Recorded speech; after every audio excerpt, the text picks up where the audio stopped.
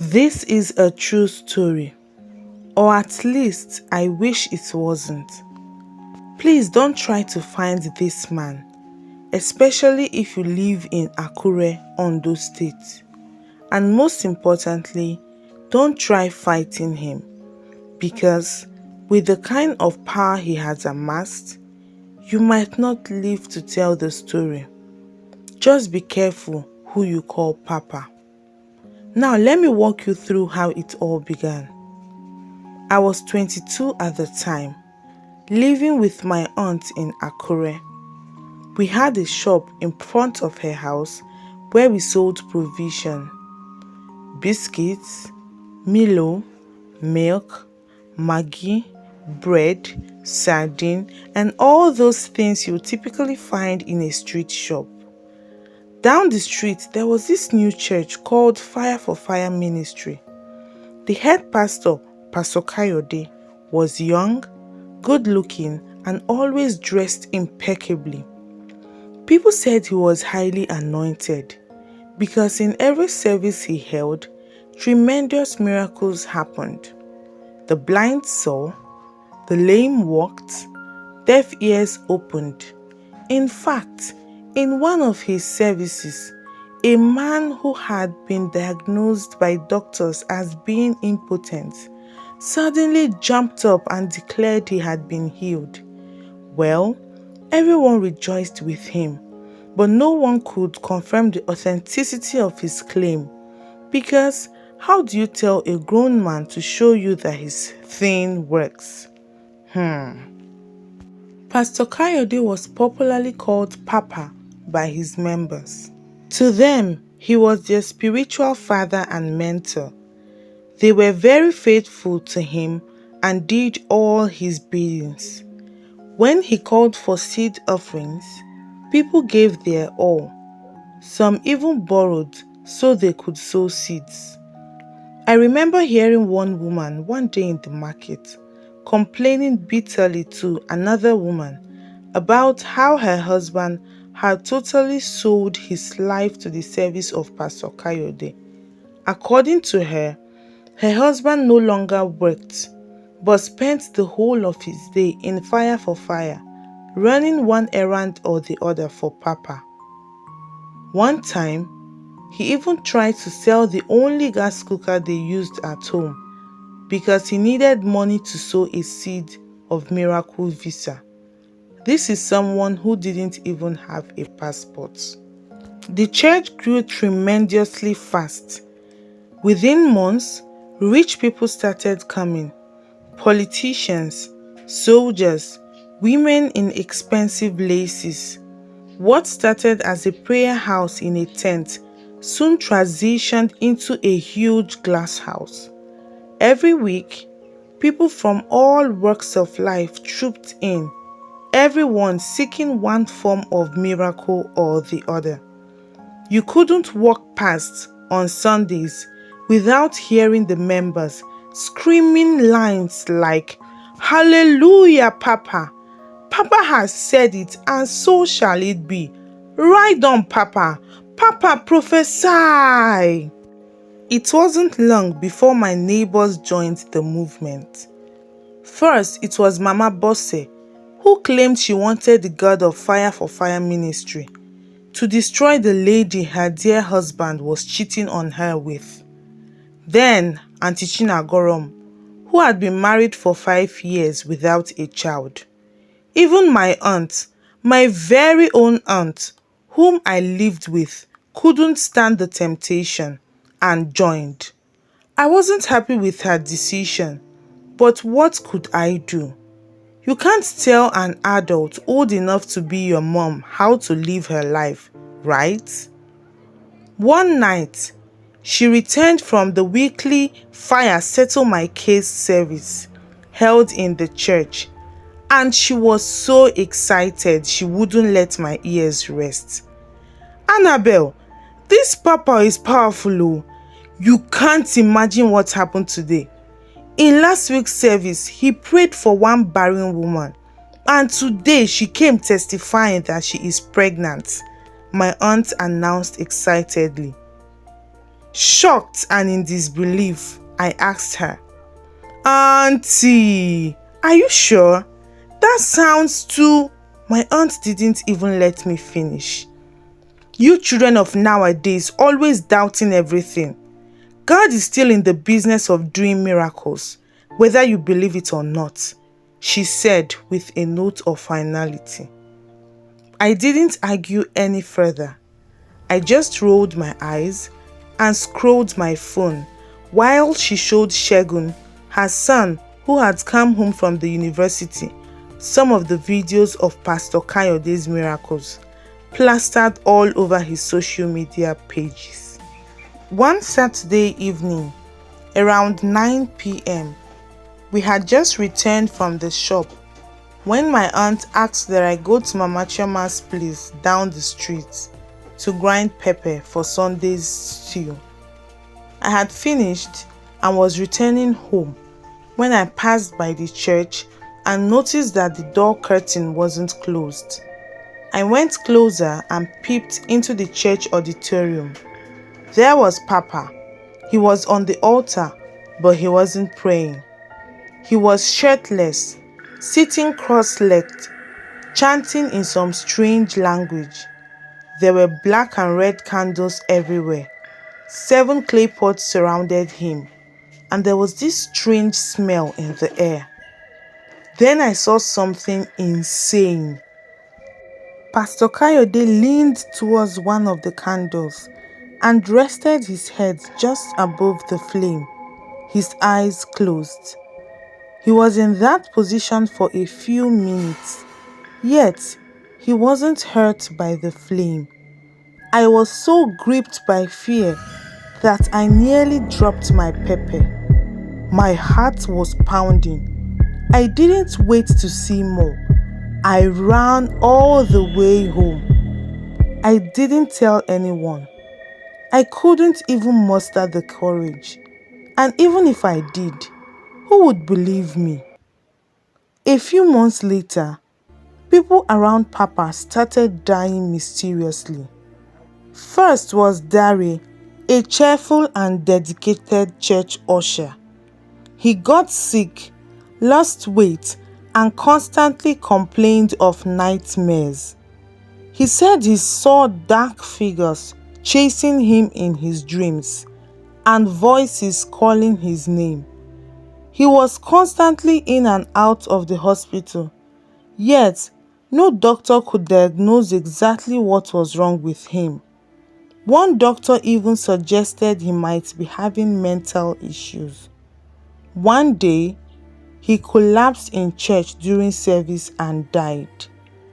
When news got to Papa regarding Dare's death, he only said very casually, "The boy's enemies attacked him, but his soul is resting in peace now, and that's what matters most. Hallelujah."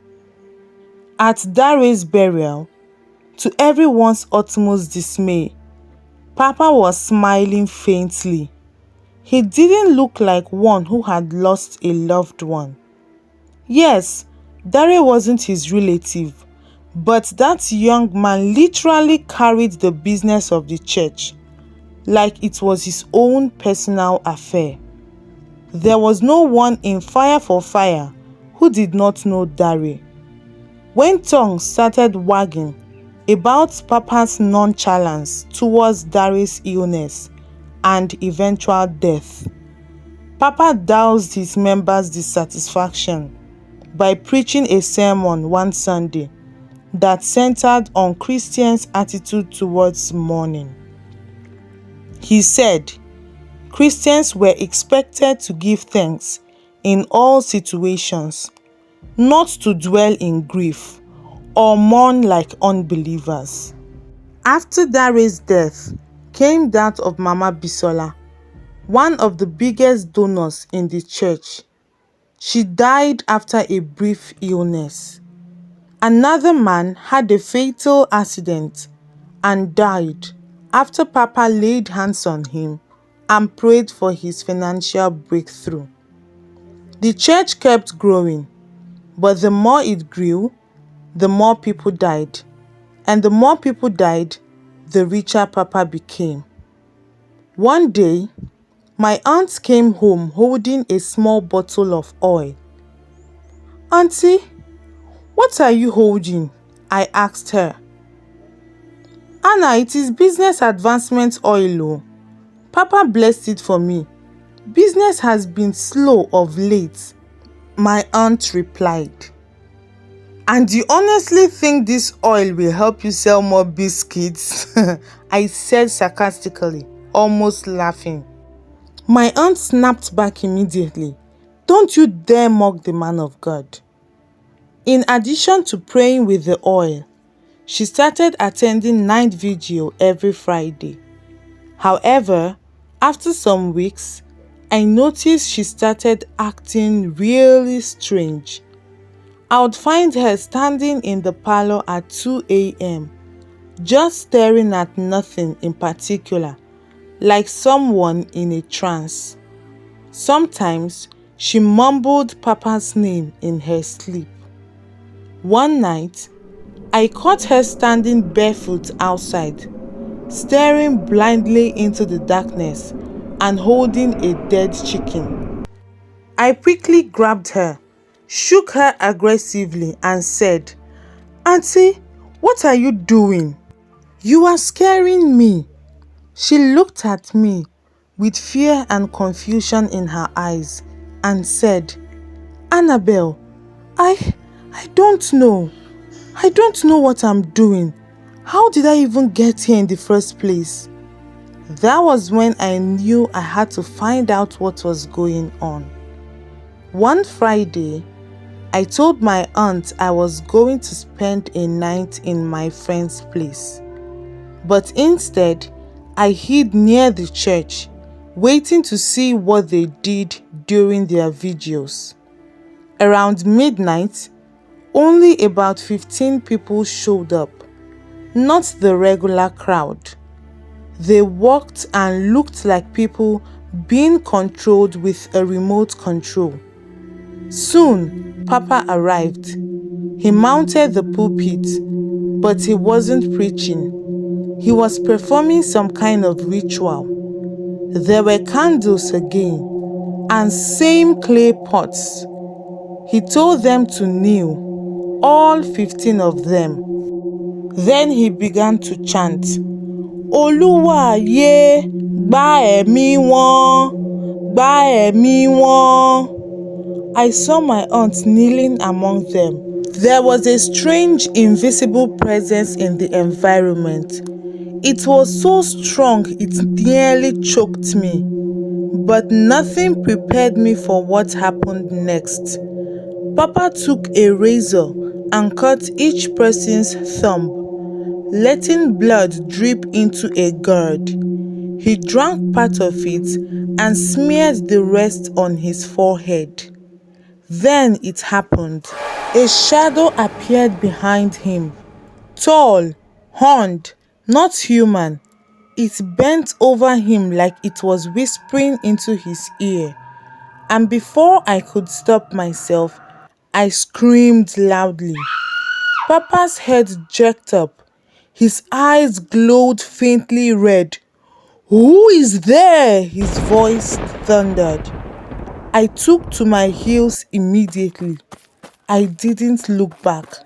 I heard footsteps chasing me, but I didn't stop until I was very far away, hiding in an unfinished building till morning. When I came home the next morning, my aunt was packing her bag. "Auntie, where are you going?" I asked her. My aunt replied, "I'm going on a journey to Ibadan. Papa says I need spiritual cleansing." I fell on my knees immediately and held her. "Auntie, please don't go. Papa isn't a true pastor. I saw him last night. He's using people's blood. He's manipulating all of you. You are under a spell. Pastor Kayode is nothing but a terrible beast." My aunt slapped me across the face and warned me sternly, Don't you ever speak against my father in the Lord." She left that afternoon. 2 weeks later, I got news that she was dead. They said she fell ill suddenly and died. My whole world came crumbling down. My chest tightened. I wept bitterly for days. How could she die? She was very healthy just 2 weeks back. I swore to expose Pastor Kayode. I went to the police and some media agencies to report my aunt's suspicious death. But somehow, the case mysteriously disappeared and was just swept under the carpet. People whispered that Papa had powerful connections. Moreover, how could I prove that he killed my aunt? Within a year, Papa built a massive new auditorium in another location and moved his church there.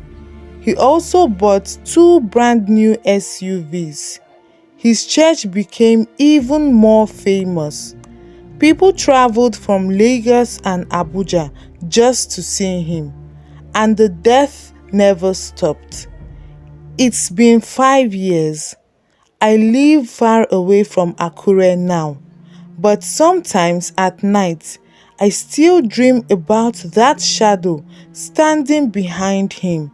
Whenever I remember my aunt, I still feel that terrible pain in my chest. Sometimes I feel I didn't do enough to save her. I believe Pastor Kayode is not just an evil man.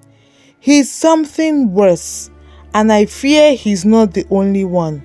There are 1,001 Pastor Kayodes out there. They are wolves parading themselves in sheep clothing.